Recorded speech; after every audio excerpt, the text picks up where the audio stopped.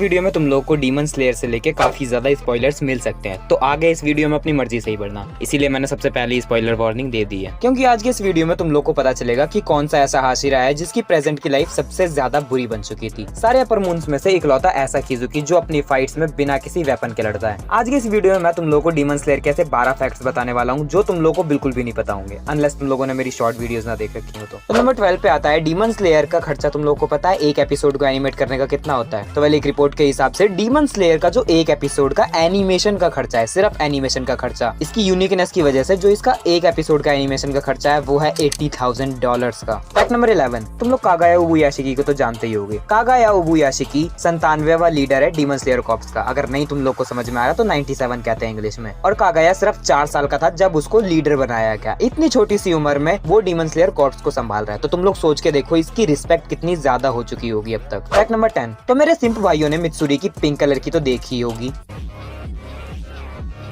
चोटी और जी भर के सपनों में भी देखा होगा कुत्तों ने, लेकिन मित्सुरी के बाल पिंक होने का जो रीजन है क्या तुम लोग उसे जानते हो? तो डीमन स्लेयर में इसका कुछ ऐसे आंसर दिया गया है कि मित्सुरी की जो आदत है बहुत ज्यादा साकुरा मोची खाने की, उसकी वजह से उसके बाल पिंक हो चुके हैं, जो कि हम लोगों ने सीजन 3 में देख रखा है। फैक्ट नंबर 9, अब तक का स्ट्रॉन्गेस्ट हाशिरा यानी कि ग्योमी। तुम लोग को पता है कि ग्योमी अंधा है, वो हमेशा रोता रहता है लेकिन वो देख नहीं सकता क्लियरली। काफी कम लोगों को ये चीज पता है, लेकिन उसके अंधे होने का रीजन क्या है? तो वेल डीमन स्लेयर में इसका रीजन ये बताया गया है कि जब ग्योमी छोटा सा बच्चा था तब उसको एक फीवर हुआ था, बहुत भयंकर वाला, एंड उसी फीवर की वजह से उसको ये ब्लाइंडनेस आई है। फैक्ट नंबर 8, पूरे डीमन स्लेयर यूनिवर्स के अंदर डीमन स्लेयर कॉर्प्स में सिर्फ 2 ही ऐसे मेंबर्स हैं जो एक नहीं बल्कि 2 निचिरिन स्वॉर्ड्स का यूज करते, और वो हैं अपने टेंजन उजुई और इनोसुके। और इनके अलावा पूरे यूनिवर्स में सिर्फ इकलौता ऐसा कैरेक्टर है जो किसी भी तलवार का यूज नहीं करता, और वो है ग्योमी, जो कि एक चेन्ड एक्स के सेट का यूज करता है। इसके पास एक कुल्हाड़ी टाइप की होती है और एक लोहे की बॉल टाइप की कुछ होती है जिसमें चेन्स लगी रहती है। फैक्ट नंबर 7, पूरे डीमन स्लेयर के अंदर मुइचिरो उन 2 लोगों में से एक है जो डीमन स्लेयर कॉर्प्स को ज्वाइन करने के सिर्फ 2 महीने के अंदर हाशिरा बन चुके थे। यानी कि मुइचिरो तोकितो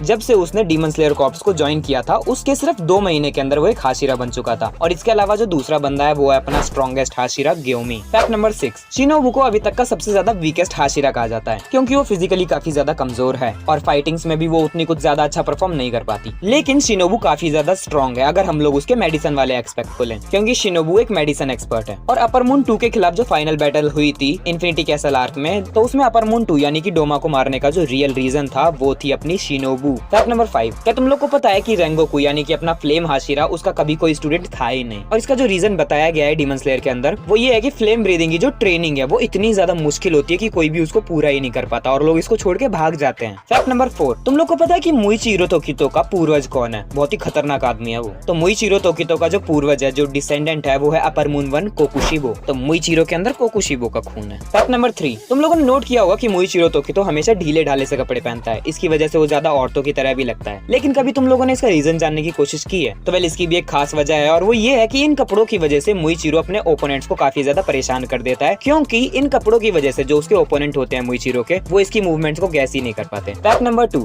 मुजान के बाद सबसे ज्यादा पावरफुल डीमंस यानी कि 12 किसुकीज में से इकलौता ऐसा अपर मून जो बिना किसी हथियार के लड़ता है अपनी फाइट्स में, वो है अपना आकाजा। आकाजा की कोई सी भी फाइट उठा लो, वो कभी किसी वेपन का यूज नहीं करता। वो हर एक फाइट में सिर्फ बेयर हैंडेड लड़ता है, सिर्फ अपने हाथों के बल पर। एंड इसका रीजन ये है कि जब वो एक इंसान था तब वो काफी सारी मार्शल आर्ट्स में एक्सपर्ट था। एंड लास्ट फैक्ट नंबर 1, इकलौता ऐसा हाशिरा जिसकी लाइफ, प्रेजेंट लाइफ सबसे ज्यादा बुरी थी, वो है अपना टेंजन उजुई। तो इनकेस अगर तुम लोग को नहीं पता तो फाइनल बैटल आर्क जब खत्म हो जाएगी डीमन स्लेयर में, जब मुजान मर जाएगा, तो मुजान को मारने के लिए जितनी सैक्रिफाइसेस लगी थी तुम्हें अंदाजा भी नहीं है। डीमन स्लेयर के जितने भी हाशिराज हैं, मुजान को मारने के लिए सिर्फ 2 हाशिराज के अलावा सारे हाशिराज मर चुके थे, और वो 2 हाशिरा थे अपने सानेमी शिनाजुगावा और गियू तोमियोका। और गियू और सानेमी ये दोनों भी 25 साल की उम्र के बाद अपने आप ही मर गए थे, क्योंकि इनका फाइट के बीच में डीमन स्लेयर मार का वेकन हो चुका था। तो इस वजह से डीमन स्लेयर की फाइनल बैटल आर्क के बाद ऑलमोस्ट सारे हाशिराज मर चुके थे, सिर्फ एक हाशिरा को छोड़ के, और वो था अपना टेंजन उजुई, जिसने फाइनल बैटल आर्क में हिस्सा ही नहीं लिया था। वो नेजुको को बचाने के लिए दूर खड़ा था फॉर्मल फ्रेम हाशिरा के साथ। एंड टेंजन उजुई के लिए ये चीज काफी ज्यादा मुश्किल थी, क्योंकि उसके जीते जी उसके सारे दोस्त मर चुके थे, उसके सारे कॉमरेड्स मर चुके थे, एंड उस इंसान ने ये सारी चीजें फील करी थी, ये सारी चीजें होते हुए देखी थी, एंड अपने सारे 9 के 9 लोगों के बीच में अकेला इकलौता ऐसा बंदा था जो जिंदा बचा हुआ था। वेल इन सब में से तुम लोग को कितने ज्यादा फैक्ट्स पता थे मुझे कमेंट करके जरूर बता देना, और कितने ज्यादा फैक्ट्स तुम लोग को नहीं पता थे आज पहली बार पता चले वो भी मुझे बता देना। बाकी ये वीडियो अगर तुम लोग को पसंद आई हो तो एक लाइक दो, शेयर दो, कमेंट्स में हगो, और हाँ